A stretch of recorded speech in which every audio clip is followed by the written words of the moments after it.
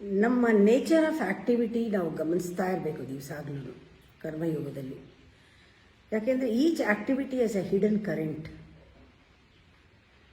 ಅದು ಗೊತ್ತಿಲ್ಲದೆ ಇದ್ದರೆ we cannot relax. Relaxation is impossible. Relaxation ಅನ್ನೋದು ಒಂದು ಫ್ಲವರಿಂಗ್ ಥರ, ಹೂವು ಅರಳಿದ ಹಾಗೆ. You can't force relaxation.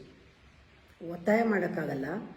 ಅದಕ್ಕೊಂದು ಫೆನಾಮಿನ ಇದೆ, ಗಮನಿಸಬೇಕು ನೀವು. ರಿಲ್ಯಾಕ್ಸೇಷನ್ ತಾನಾಗಬೇಕಾದ್ರೆ ನೀವು ಮಾಡ್ತಾ ಇರೋದು ಆ್ಯಕ್ಟಿವಿಟಿನ, or is it an action? Activity, job ಎಲ್ಲ ಡೂಯಿಂಗ್ ಲೆವೆಲ್ನಲ್ಲಿ ಬರುತ್ತೆ. ಆ್ಯಕ್ಷನ್ ಅಂದರೆ you are in a being level. It's an expression. It's a silent expression.